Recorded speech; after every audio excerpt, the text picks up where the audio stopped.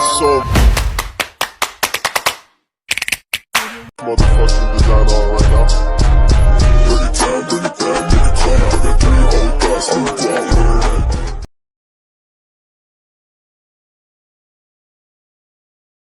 Hey everyone, and welcome back to the Deep Dive today.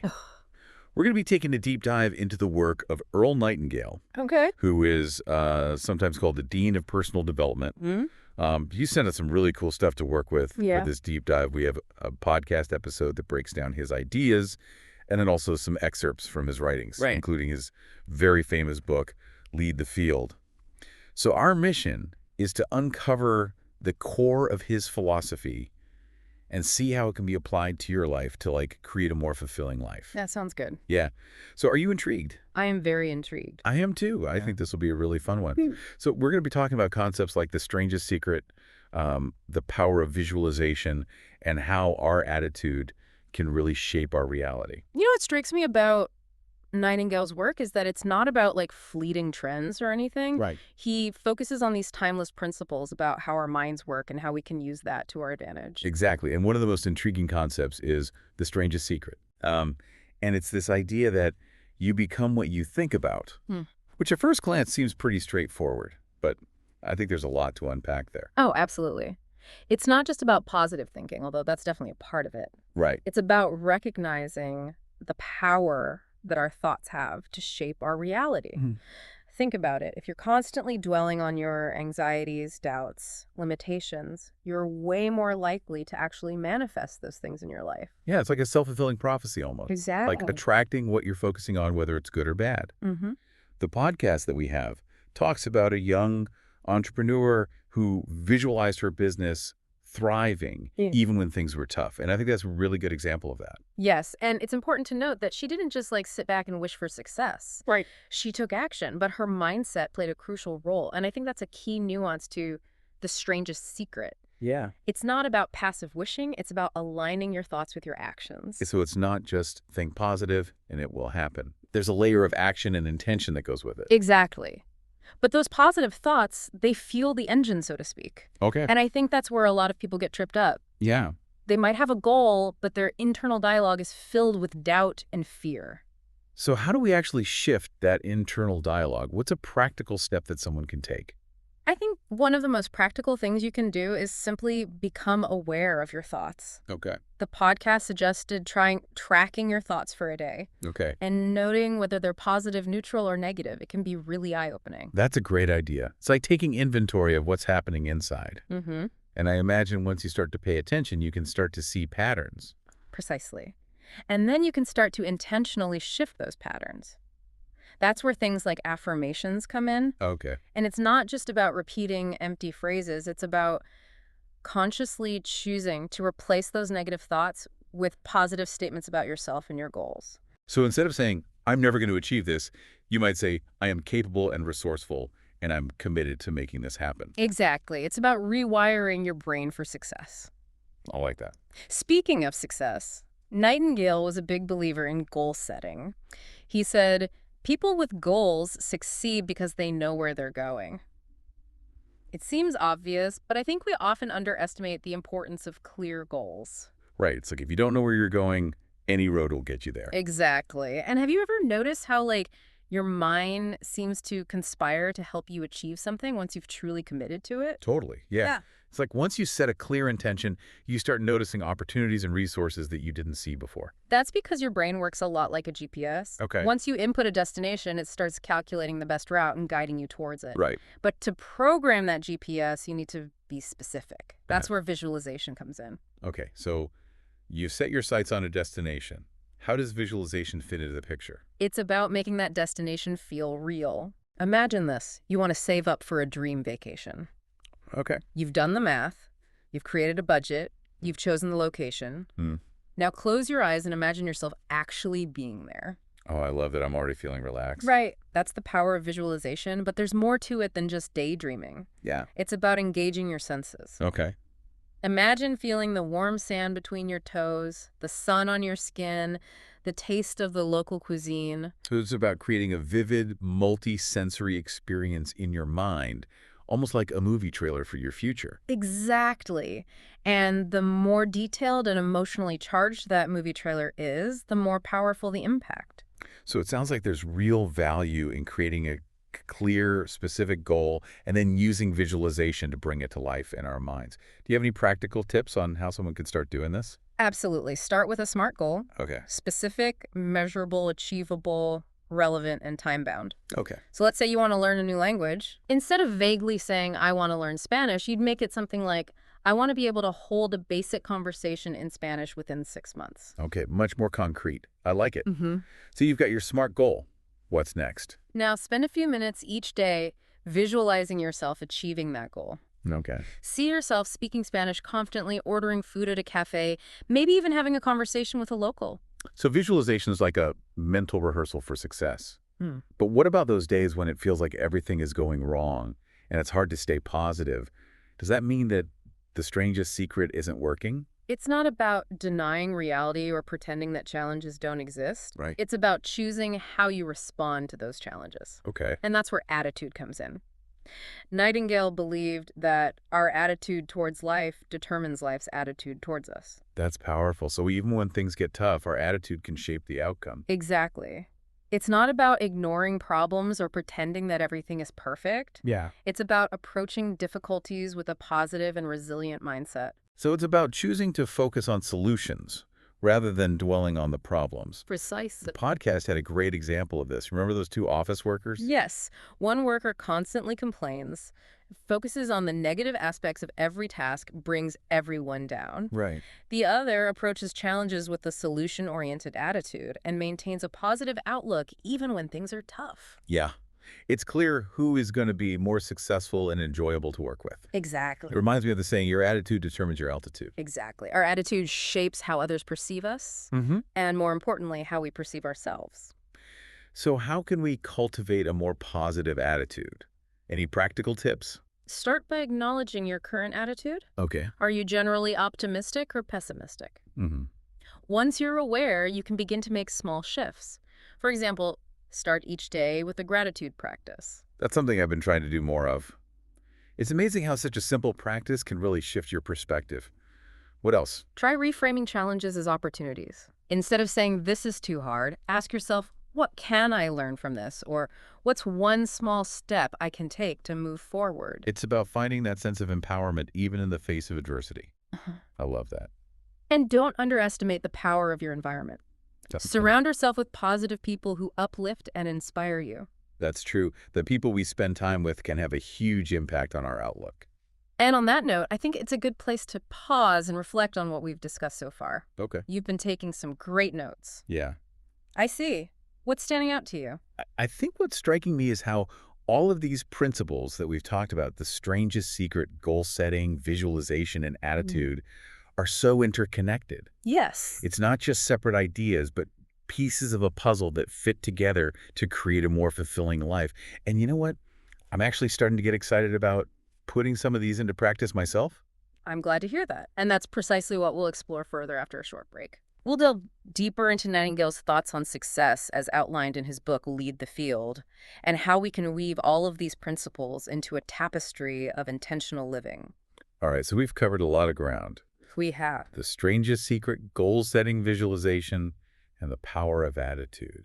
It's amazing how much influence we have over our own lives when we tap into those things. It really is. But how do we take it a step further? Well, in his book, Lead the Field, Nightingale outlines some key principles for achieving success. Okay. And I think those principles can offer some practical steps. You mentioned lead the field earlier.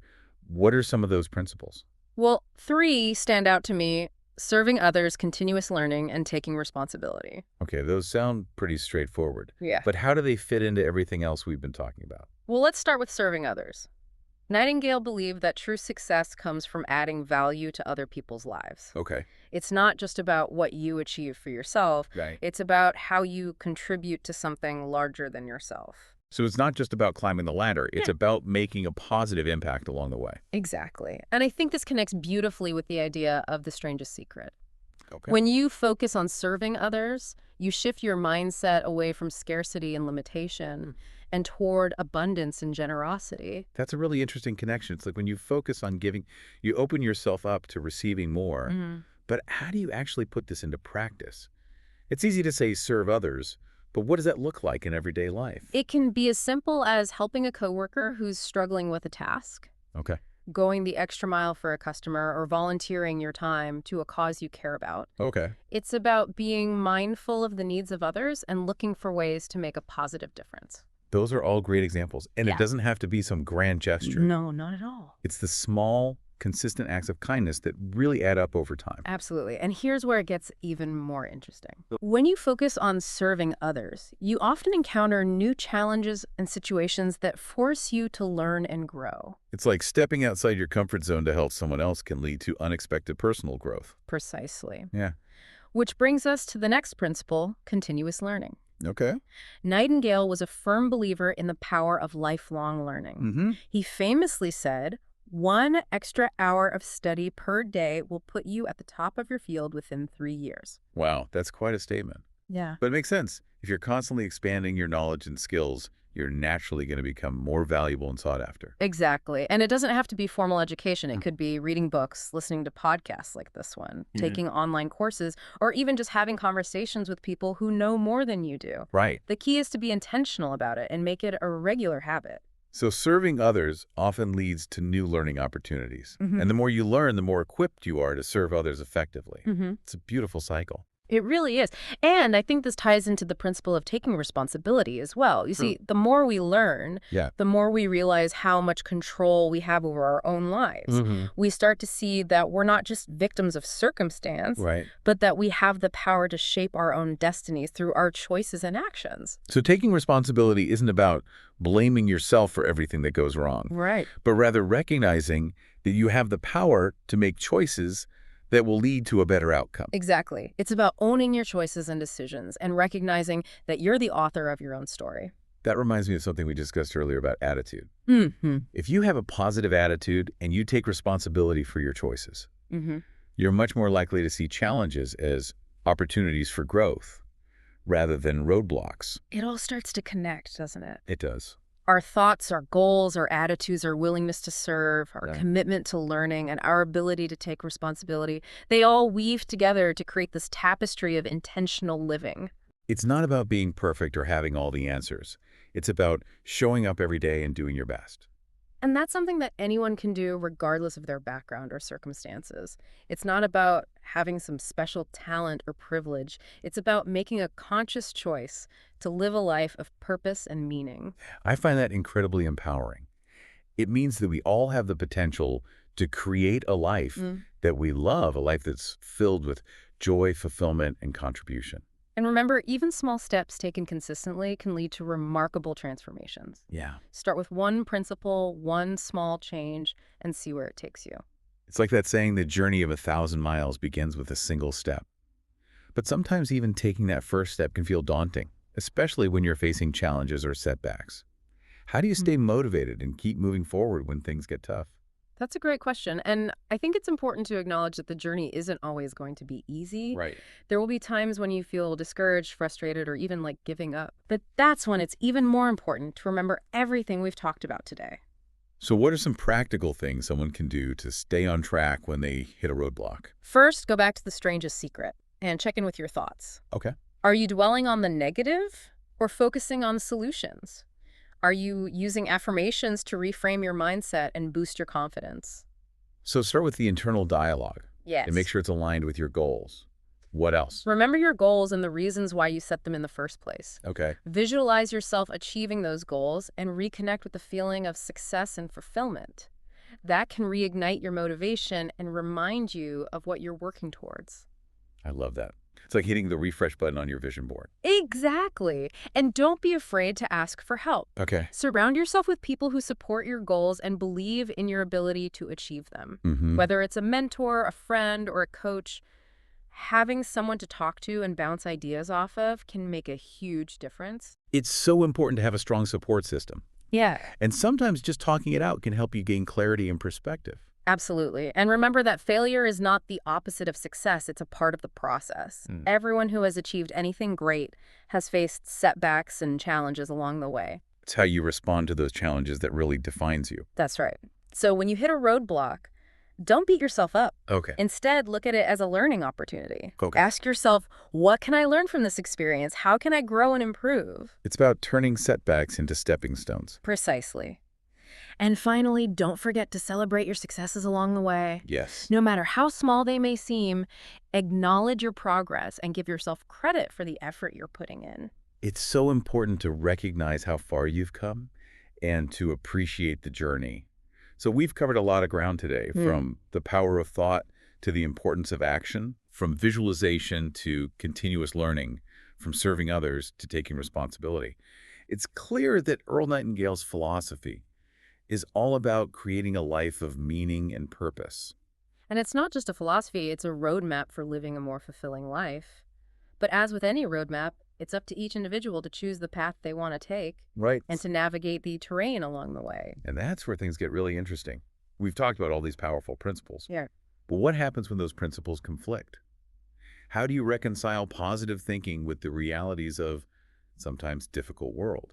How do you stay true to your values when faced with challenges that test them?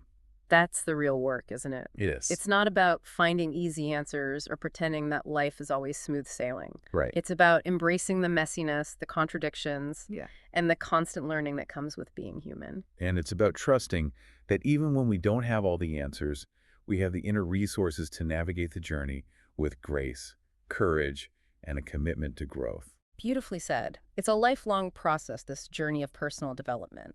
And while Earl Nightingale provided us with invaluable guidance, ultimately it's up to each of us to find our own path and make our own unique contribution to the world. And I have a feeling that Earl Nightingale himself would be thrilled to see how his work continues to inspire and empower people all over the world. So to our listeners, as you continue your own deep dive into these ideas, we wish you all the best on your journey. May you find the wisdom, the inspiration, and the courage to create a life that truly reflects your highest potential. And remember, small steps, big changes. Keep learning, keep growing, and keep striving to become the best version of yourself. Thanks for joining us on the Deep Dive. Until next time, keep exploring, keep questioning, and keep diving deeper.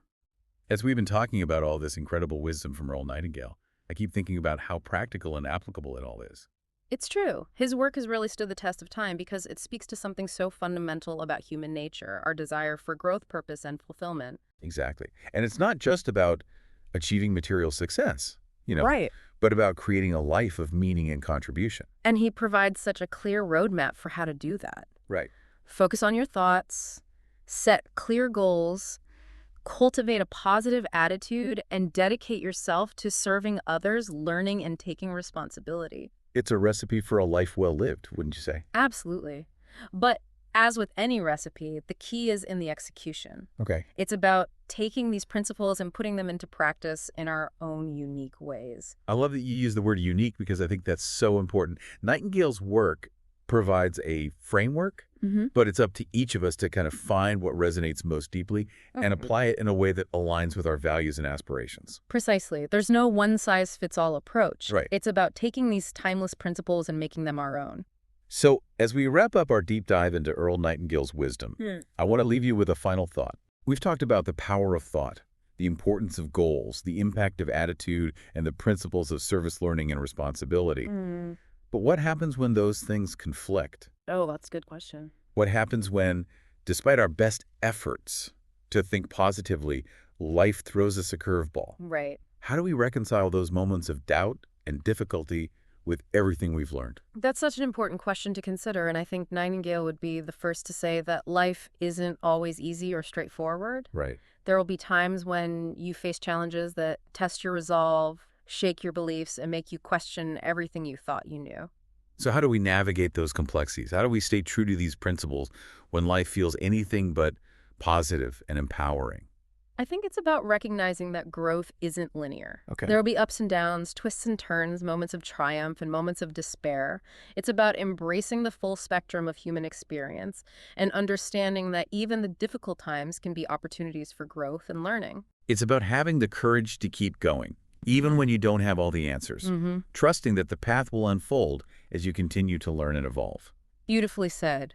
And remember, you don't have to do it alone. Right. Lean on your support system, seek guidance from mentors, and remember the countless others who have walked this path before you. It's about finding that balance between holding on to those positive principles Yes. while acknowledging that life is a journey, not a destination. Exactly. And I think Earl Nightingale would agree that the true measure of success isn't about achieving some perfect state of being, but about the journey itself. Okay. The continuous striving, the unwavering commitment to growth, and the unwavering belief in our own potential to create a life of meaning and purpose. So to our listener, as you continue your own exploration of Earl Nightingale's work, remember this. You are capable of incredible things. Embrace the challenges, celebrate the victories, and never stop learning and growing. And remember, small steps, big changes. Keep